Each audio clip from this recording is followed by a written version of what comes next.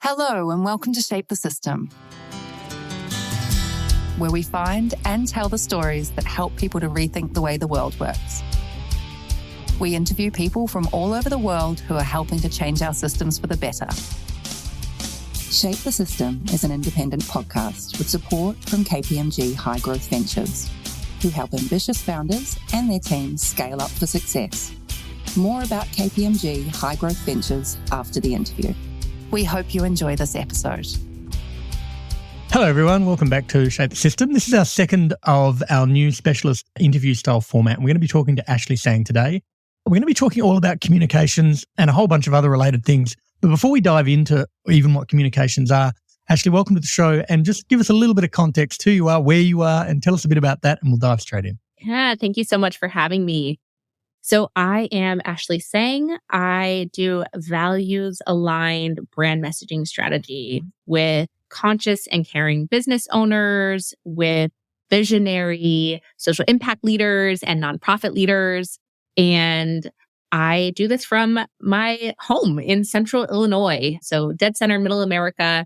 And I work with clients all around the US and all around the world occasionally. And I have a background in international development communications and nonprofits. And so I've been in and around this sector and this way of reaching people for quite a while now. I also have a baby. She's almost a year and a half and takes up all my time and energy. And yeah, that covers most of the bases. Beautiful. Wonderful. All right. Well, we have a lot of rabbit holes to go into. I want to just start with this term communications. I want to come back to brand because I think these two things are quite closely linked.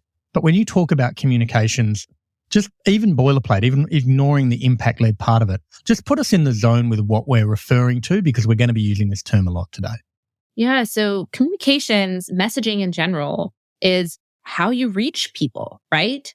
At the other end of everything you create, there is a receiver. And I know you said we'll touch on brand later, but brand is simply perception. As you create content, as you write copy, as you produce thought leadership, as you have real conversations across the table in real life at networking events, you are constantly communicating something, right? Right. And for me, it should always come back to your values. How is it that you're making people feel? How is it that you're emulating and living out those values? And how is it that you are communicating what you stand for? And in that way, you're standing out, right? You're communicating the things that you care about and reaching people based on what they care about. For me, that is what communications means and looks like and feels. Okay. And I want to get down to just some of the practicalities of that. In terms of messaging, I think a simile for communications, anything that someone ingests in some way on the receiving end, as you just put it. So any text that they receive, any podcast interview that they hear you on, any billboard that's out there, anything that any kind of content that they're consuming is essentially what we're referring to with communications. And the link here is the brand is at the core of how you live and breathe, but ultimately communications is the thing that someone sees, and those two things have to be tightly coupled and produced in a way so that the person receiving it actually understands what it is that you stand for and why that matters to them. Am I connecting the dots on that correctly? Yeah. So what's unique about communications and messaging in general is there's the projection, the sender, and then there's the receiver, right? So it's both the intention behind it and the perception on the other end of it. So it's quite nuanced, and it really is all about that conversation and that human connection. It needs to be interpreted in some way. I know AI is like a really hot topic right now, but the AI bots are trying to absorb and reflect that very human understanding, that give and take when it comes to communications. Okay. And just the thing that I'm focused on here is this idea of, and there's, that standard trope about perceptions to consumers' reality in terms of what they believe is what they're going to think about your brand. I want to understand how in practical terms you actually are going out and understanding how someone might receive a message. I get onto Twitter and I say something in 140 characters and I meant it with the best of intentions, and 2 hours later I've got a feed full of angry people who misunderstood what it was I was trying to say. When you're trying to connect a brand out to the messaging that someone's receiving, where do you start from? Like, how do you actually firstly understand what someone might think of the types of messaging that perhaps you're already doing or what you're intending to do? Yeah, so that's where values are a really powerful anchor. For me, values are a how mechanism. Right. They're the medium that connect your vision as the founder, as the brand, as the company with the audience, the people on the receiving end, the people you want to impact, the people you want to communicate with. And first of all, you can absolutely get feedback from your audience. You can ask them how they felt about this. You can do social listening. You can do focus groups. You can do voice of customer research. You can absolutely use direct feedback to know how it's landing. But then on that intention side, it is about how can I inject my values as clearly and consistently and cohesively as possible? Because then people know what to expect from you. Right. If they know that you stand for transparency, and therefore that is why you're talking about this trial and tribulation, that is why you're talking about this price increase, that is why you're talking about your income report, whatever it is that you're talking about, they're viewing it through that lens of, oh, this company stands for transparent communication. Whereas if you hadn't previously established that transparency is one of your core values, you hadn't defined what transparency means to you in your business, then talking about an income report might seem like bragging or might seem like TMI or et cetera, right? Too much information. Is that what you... Yes. That are used in that context, by the way. Normally when someone says something like, I don't need to know that. Well, maybe they don't. Maybe they're like, I don't need to know that. Why are you telling me how much money you made this month? But if that is the vibe and role and communication style that you have established, then that is what your audience can expect. So your values are that mechanism. I'm coming back to this established. I want to use transparency as the example here because I think it works really well. Someone comes in, a founder potentially, or maybe an executive team and says, we aspire to be as transparent as possible. Are they, in terms of how that kind of gets established, is that something that they, in your guidance of the people who you're working with, or more broadly in terms of your observation, that they go out and say, hey, we stand for transparency, or just by their actions, they say, we're just going to be more transparent and it will become evident that transparency is important to us? We're saying we're going to do something, or is it just doing the thing that tends to be the pathway there? All of the above. Right. I believe it's incredibly powerful to put a stake in the ground and say, these are our core values. I use a framework of establishing what your values are. Let's say transparency is one of our values. But then the next step in that is uniquely defining it, right? Because transparency for you might mean something completely different for me. We might talk about different things. It might manifest differently. It might look and feel very different. We establish what the value is. We uniquely define what it means to us and our brand. And then we actively live it out. Right. So it is both that explicit and implicit emulation of the value that really does drive home the point. Because if you say one thing and do another, obviously your audience will feel that. Right. And if you say one thing and do the same thing, your audience will also feel that reinforcement. So both are very powerful. The reason why I ask is I've spent a fair bit of time in financial services, and there's always this idea of at the core of financial services is trust. But what most of my experience has been in having brand and marketing and communications related conversations is that you can't tell people to trust me. You have to build trust. So it's not like you can put a stake in the ground and say, your trust is very important. You're like, no, I don't trust you. Because you had to say it. Yeah, and I was trying to understand, maybe it depends on the value. In some cases, you can say, you know what, equality is incredibly important to us and we lead with that. And Canva is a brand that I think has led very strongly with that as a brand, and they live it, but they also say it quite a lot. And so maybe in some brand values, just based on the way that we're used to dealing with it, you can lead with it, and with others, you have to really live it because if you say it, people see it as lip service. Maybe that particular value type is tarnished in some ways. Or any thought on any of that? Yeah. So I think even with something like trust, again, definition phase is important. What does trust mean to you as a brand? Sure. What does it look like and sound like? How are you actively applying it not only to your marketing and your messaging, but also in your operations? All of those decisions matter. Your partners will feel that. Your team will feel that. Your customers will feel that. And so, yes, simply saying, trust us, or we have quality products is not enough. Thank you for taking my example and running it to ground. Yeah, like that is not sufficient. You Sure. definitely need the application phase, but putting a stake in the ground and saying, trust is so essential to us. If we don't have your trust, we don't have anything. Here's what we promise to do based on that. Here's how we're going to deliver. And here's how we're going to build trust. And call us out if you feel like we have betrayed your trust in any way, right? Like it's really about standing for something in order to stand out, putting that stake in the ground and not being afraid to repel accordingly. As in, do not do a thing because that wouldn't be aligned to the value. Yeah. So I was thinking of repelling audiences. Right. So saying that, let's do the Canva equality example. If, for example, they have taken a firm stance on equality and someone is upset that there are different types of faces or different types of belief systems represented or whatever. Like maybe they're up in arms that a certain holiday was highlighted in like the suggested gifts or whatever. They can then turn back to their values and say, equality is one of our core values. Here is why this was highlighted. We stand by this. Yeah. And that's a really powerful position to be in, not only from a team leadership stance, getting your entire team on board with the vision that you're working toward, the audience that you're serving, and those values that connect the two, but also from a marketing messaging standpoint, being able to turn to, this is what we have said we stand for, and here's how this action directly applies to that. Yeah. Yeah. And it's almost, in some respects, taking just even the kind of the impact-led part out of it,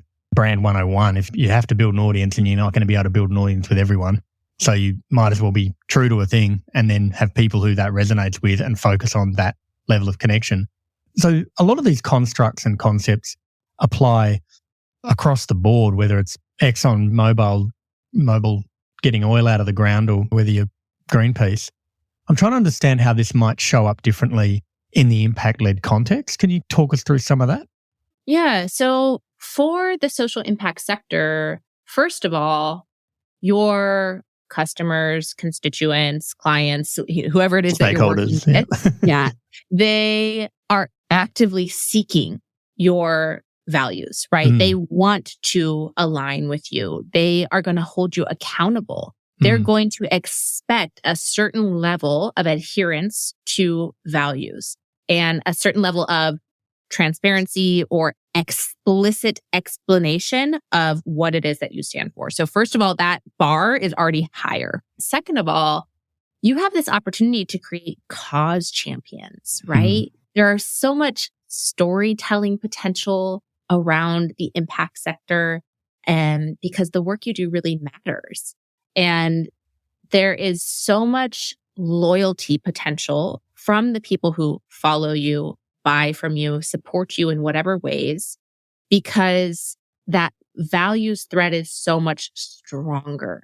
We can feel the impact that we're making when we spread the word about your mission, when we buy your product, when we hire you for your services. We feel like we're part of this movement, right? Which is really powerful. And the consumers who have an eye toward social impact know that their dollars matter, know that this top-down, bottom-up change, it all counts. And so they're looking for their role in this. So for impact leaders specifically, having a very clearly established, consistent, and cohesive message around what you do and why it matters is core to the success of your company and ultimately your mission. I'm again, obviously dealing with a sample size of one in my own experience. So it might not be completely relevant, but it's where I'm coming from and hopefully it connects or resonates. I remember when about 6-7 years ago when we first started, home loans, which was kind of my main thing, if you like. And it was about home loans. And I was always keen to try to work out how to make it more purpose-led. And it was incredibly challenging to feed that back in. And ultimately it felt like we were shoehorning impact-led values into our own company values. And rather than coming from a place of, we care about this higher order problem and we've found a business that allows us to solve or work towards improving that higher order problem. It just happens to be in finance in our case. Do you encounter that when you're dealing with founders and companies that are like, we would love to be more impact-led, but then they're trying to work out how to get from not impact-led, if you like, to where they would like to be from a personal perspective or from a company perspective? How does that kind of transition play out? Yeah. So as you build a brand, a business, I view two different methods that are equally viable. One is to think of your very specific audience, the very specific problem or transformation that you want to tackle, the very specific people that need what you have to offer. And then you can build your values and your mission and ultimately your vision around those people. You know, those people are your people, and you will build everything around what serves them best. You can also start with the inverse. You can start with that big picture, pie in the sky. What is my vision? I'm working to eradicate malaria in this very specific zone. All right, work backwards from there. What's your mission? What are your values? And then ultimately, who are the people that are going to buy whatever it is that you're selling, support whatever it is that you're putting out in the world, to then eradicate malaria in that very specific zone. So I've worked with ethical jewelry companies that do girls' education give back programs in Bali and support workers and artisans in Bali, but their main customer base is in the Bay Area. So that's fine. That is vision and audience in two different sectors and two different life situations. And yet the business lives in between. It's the conduit. And so, yes, being very clear on your audience, your values, your mission, your vision, and how they all run back and forth and through each other is very powerful. And then there are so many non-traditional ways to be purpose-driven, to live out your values. You can have give back programs. You can simply have sliding scale pricing or scholarship pricing. You can be very intentional with the types of contractors you hire or the company culture or benefits that you provide. Maybe it's the way your products are created. Maybe it is there are so many other elements that go into being purpose driven that there's no one size fits all. That's what's really wonderful and slightly daunting, but it's a really powerful opportunity to use business as a mechanism for good. Yeah. And I want to drill into this a bit because this is interesting to me. I think as someone who, and I'm not talking about me here generally, but take an individual who is running a company and has a higher order set of values, and that company might be the bakery down the road, right? I'm going to start with the most simple of examples. And hopefully bakery is a simple business. It's probably far more complex than I realized. I used to work in a bakery, so I should know that. Anyway, the bakery says, well, our job is to sell bread. And I think what happens is we're starting to see an emergence of companies that are unbelievably highly purpose-led, and they've got some game-changing, typically product innovation or maybe business model innovation. The example I'm going to use is a company that may be familiar to in the US. They are there, but they're based here in Australia, called Who Gives a Crap.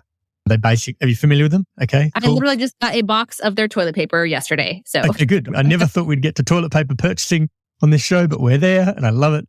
Anyway, it was a step change in innovation in terms of they're like, you know what, there's this household good, and they've connected it in so many ways. And I think there's a risk that someone who is running the bakery down the road or any level of business says, we can't possibly come up with something as transformational as that. So anything else might feel like greenwashing or impact washing. I don't know if that's even a term. And your suggestion here, which is really fascinating to me, is everything that looks like progress towards a better, fairer, more sustainable world is progress. Do the thing. Like, why would you be afraid of making your workers more happy or more equitable? Is that kind of where that's going? That's my perspective personally. I am a firm believer that small changes add up. I literally have a podcast named Purpose and Progress. My word of the year was progress because, first of all, I view it as the antidote to perfectionism, which so many of us have battled with our entire lives. And also, think about it this way. If every company is actively trying to be better, do better, create more good, that impact will absolutely be felt no matter how small it is. So, of course, the scale of impact will vary. The scale of revenue will vary. The way people address problems and how people even view problems and solutions will vary. But as long as people have an eye toward progress, why not? How could that possibly be a bad thing? In my opinion, it all adds up. Yeah, this is an epitome for me personally. I've always thought, that's lip service, I mean, I encountered someone very early on in the show, like coincidentally, who was in jewelry. And she said, I'm launching my jewelry line and we're going to give $10 towards something. I can't remember the exact cause. And I, at the time, said the impact's not big enough. It's not enough to warrant being on this show. And that might still be true in some respects in terms of what we're trying to highlight. But I didn't want to discount, hey, that's better than not doing it. A jewelry store who doesn't do that is making as much impact potentially as one who does, all other things being equal. And so this idea that there's a whole spectrum of things that you could do, I want to understand a little bit more in terms of this. And you talked about it, touched on it in the TMI reference earlier. I love a big loop back. In regards to putting stuff out there, and you're not trying to say, hey, look how good we are. You're just saying, you know what, this is just stuff we do because our values say this and we'd prefer to do this than not do it. And yeah, it's not game changing. We're not solving malaria, but it's better that we pay our workers better than we don't. How do you get that balance right? Because that feels like a messaging challenge. Yeah. So first of all, full permission to evolve. Every brand will be different a year from now than it was a year ago, right? You as a founder, your audience, even your values or mission itself may evolve. So of course, your message and your operations will need to evolve accordingly. So many of us feel like, oh, I need to nail this website copy, or I need to nail what our mission is, and it can never change. Right. And while we have guiding forces, while we have North Stars, they absolutely need to be flexible because by nature, business is an evolution. So full permission to change. Right.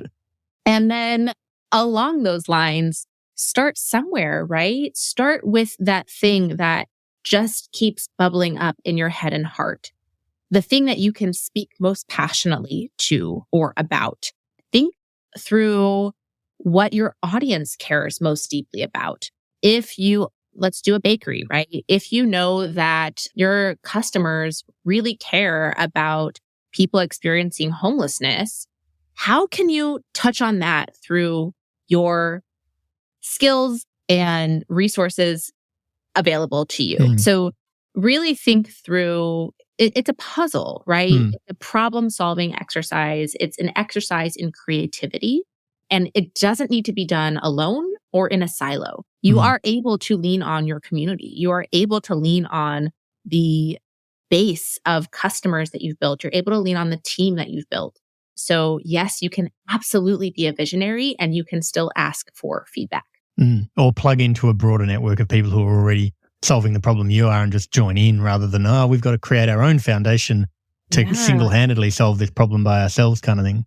Yeah, if anything, you will be so much more effective if you connect with other people. If you're able to communicate that vision that you have, we are much stronger together. We have shared resources. We have shared access to communities and audiences and dollars. It is much, much better to not be reinventing the wheel for the sake of it and claiming the fame of, I did it first, right? Yeah. It's all about how can I be part of this ecosystem of... Yeah. I only say that point because I think often there's an ego to it where someone's, I need to set up my own thing. I'm like, do you really though? Could you? It's like there's 47 companies trying, or foundations trying to solve it. Go and ask them how you could help them. Probably, there was something else that you said that was quite interesting there about using your skills and resources. And I've thought about this and dabbled with this over time, this idea that in an organization and a group of people, they have, to paraphrase Liam Neeson, have a special set of skills, or however he would say it in his accent. And I think often there's a disconnect between that, where someone doesn't realize the best thing that they can do is leverage where they're strongest to have the impact. And I think the example I give is we had a relatively small team, and in terms of our kind of giving back and trying to create an impact, we went and helped out at the local kind of homeless shelter for a bit. And obviously that was better than not doing it. I'm not going to denigrate the fact that we did it, but the people who were doing it were incredibly skilled, talented product designers, brand communications engineers. They weren't actually using the skills that they're highly qualified for using. And I looked at it and went, is this the best leverage? If we were going to take 8 hours of their time, wouldn't we leverage their unbelievably specialized skills? that something that plays out in terms of the customers that you're dealing with, or the clients that you're dealing with? Yeah. So pro bono work in that example is absolutely a viable mechanism of giving back, right? It can be your time. It can be your skills. It can be money. It can be, again, the opportunities that you then pass forward. It can be mentorship, can be any solution that is in alignment with your values. The company that you were part of, if being in community was one of your core values, then maybe being there, not using your quote unquote skills, but simply using your time, sharing space with people, having face-to-face conversations with people, maybe that was more valuable or equally as valuable. Maybe it would have been much better served to leverage those technical skills to then provide support to the organization you were working with so that they could reach more donors, so that they could then raise more dollars, so that they could serve more people. You can't possibly know that. And you have to choose either. Of course, we have limited time, limited resources, but just because you have done one type of giving back or one type of impact model doesn't mean that A, you're pigeonholed, or B, you can't add on or change in the future. And it almost sounds like you're approaching it in a startup kind of way, where you try things, you see what works, you see what impact's had, you see how well it plugs into your organization and how well it goes for them or you or for the thing that you're ultimately trying to impact. Just in terms of how you talked about serving clients in the US, some internationally, some in the Bay Area, obviously. Talk me through how your engagement model looks and how what typically does a client look like, and then what journey are you taking them on? Help me understand that a bit more. Yeah. So I work with 3 buckets of clients. One is fellow online service providers, conscious and caring business owners who really care about the clients they're serving. 2 are these very visionary social impact founders. And 3 are nonprofit leaders. That's my background. And there's a bridge between what I currently do and what I've done in the past. And ultimately, it's about having a confident, clear message that you can stand behind in order to connect to the real people on the other end of it. Because every single organization, business, vision needs supporters behind it. And we all need the words to communicate what that is. So I work with these business owners, these founders, these leaders to really step into their values and create messages that matter, that resonate, that connect to the humans they want to reach. So it's about values aligned visibility. It's about messages that carry through not only their marketing, but also their operational decision. And I'm going to try to go a level deeper on it because I kind of want to understand it. I think you had a name for the framework you were talking about before we jumped onto the call. What was the name of that framework, by the way? Which framework? Before the call, you talked about a framework that you have, or an approach that you have, a program, I think it was. I can't remember the exact term that you used. That was how you bring clients on this journey. I have a couple. Let me see. I have a free download that people can have talking around what they do and why it matters. And then have a values framework that's establish, define, and apply. Yeah, I think it was related to that. I'm trying to put a construct around how someone goes on this journey. Let's say you're a founder who is leading an impact-led business, and there's no shortage of values already in the business. The challenge is that they're not sure how to bring those to life. I think I'm going to use that kind of more broadly. And so there's a process that you're taking them through to get from, you have all this stuff and you're doing all this amazing, interesting stuff, but either people don't know about it or they don't understand it, or whilst the product itself is quite good, all of these other things that you also do or don't do aren't aligned to that or aren't living that. And so that process that you take them through, I'm trying to understand. You talked about those 3 stages. I'm also interested in maybe break down those 3 stages, but also help me understand the thing at the end. Because when you say we give you a bunch of messages, In practical, is it a Google Doc that says, here's all your messages? Yeah. Yeah. So it's literally that. It is a living, breathing document. If you've worked with a graphic designer on branding in the past, generally it's like this really beautifully designed slide deck and you swipe through. Mine is a living, breathing Google Doc. It is meant Okay, I literally got that right. yeah, it is meant to be marked up and grayed out. And you could do like a stoplight system of, yes, we need to use this immediately, or red would be back burner, that sort of thing. Yes, I have my values aligned brand messaging strategy. I use 6 different elements. So one is an overarching brand statement. Really, what is it that you do? Why does it matter? Who is it for? One is a mission statement, which most people are quite familiar with, but it's harder to crack the code on than you would think. The next element are those brand values. So not only what the brand values are, but what they mean to you and your business specifically. The next element is your target audience. So who is on the receiving end of this? Really, who are these messages for? What is this transformation really aimed? What group of people is this transformation aimed at? Next is your brand voice. So how do you even communicate these things? I have one client who wanted to be known as, I don't know if you have this in Australia, but like a university residential advisor. So the person who lives in the dormitories that is also a student and guides you through is your resource, but isn't a professor, but also isn't a freshman in university. That's a job. Yeah. And then the 6th element after that brand voice is core messages. So that is the marketing speak. Those are the snippets of copy or content that you can piece together and copy and paste and use as jumping off points or as headlines or as email subject lines. These are really the little blurbs that you would put out into the world and connect with people on. And so it's really powerful for both internal decision making, team building, onboarding, but then also marketing, messaging, content creation, website copy, all the things. So it really can be pieced together and pulled from across the entire business operation. Got it. So in case, like, let's take the operational one, for example, like you're implementing a couple of automated text messages that you send out at key moments in the process. That framework, Google Doc, let's call it that, would do 2 things by the sound of it, maybe more, but these 2 things specifically. It would be a framework for the consideration of, are these the only moments to be doing this? Maybe if we were aligned to transparency, we would have 2 other communications. We wouldn't have that last one, for example, maybe. But also it will provide the guidance around, if you're going to send these messages and we care about these things, then it needs to sound like this, not like this. So it needs to use this type of language, not this type of language.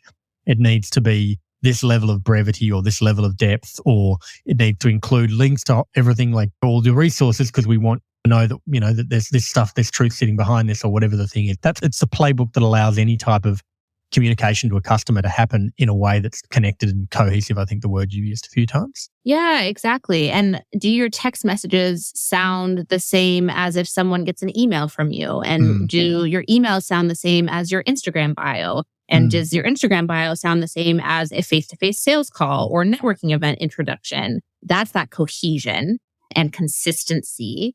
But then also on the operational side, how easy is it for people to opt out?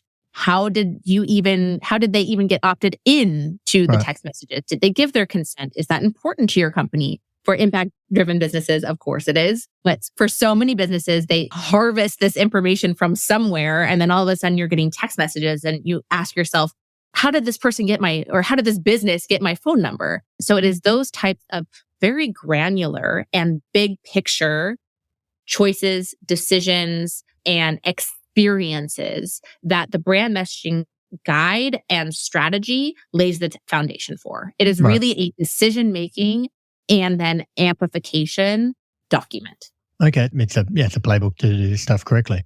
Okay. Well, that's fascinating. I want to understand one more thing before we go. That's okay. I always look for who's doing this well and why. I'm really interested in that idea. And you may be one of your clients, and that would be fine. But it may also be a company you've observed who is just so on point with all of these 6 points that you talked about in this playbook.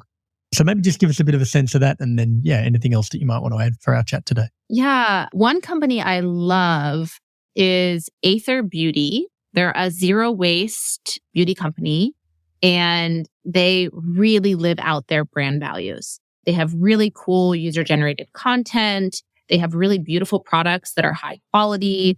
They are completely zero waste. I think they were the first to be sold in Sephora at the very least. They are very founder forward. I just think that they're messaging very well, and they have positioned themselves not only as a great zero waste option, but also a fun makeup brand. It's not like crunchy granola. You can barely see the makeup. It's very bright and colorful and borderline luxury. And I think they have a really fun brand that has really great impact. Yeah. Okay, cool. And just in terms of how that kind of connects back to everything you're doing, I just want to make sure anyone who's listening today who, is interested in trying to take this step, you said you had some resources which might be available to them. Like, just give us a little bit of an understanding just of your specific proposition, just in case someone's listening wants to take more action on that.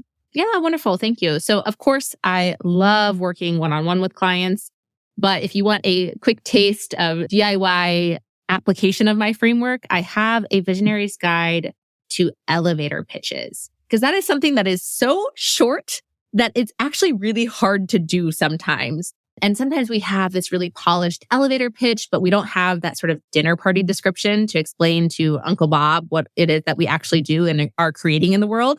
So I have a free download to guide you through that process. It's just at ashleesang.com/shape-the-system. And I love hearing elevator pitches. So if you do download it, please do send me yours so that I can hear it, see it, spread the word about it, and potentially even give feedback on it. Amazing. Well, thank you, Ashlee. It was lovely having you on the show today. I learned a whole bunch, and I've also been a little bit more inspired to do a bit more in some of the things I'm doing for myself over and above the podcast. So hopefully that inspired people listening as well. And yeah, all the best. And hopefully this, works for both of us. Thank you. Wonderful. Thank you so much. We hope you enjoyed this episode of Shape the System. As usual, if you'd like to suggest a guest, someone that you know who's helped change a system for the better, please go to www.shapethesystem.org, click on the top right-hand corner, then click Suggest Guest. Make sure that you click subscribe so that you get the new episode.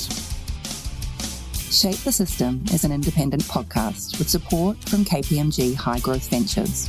Connects founders to the services they need along their journey.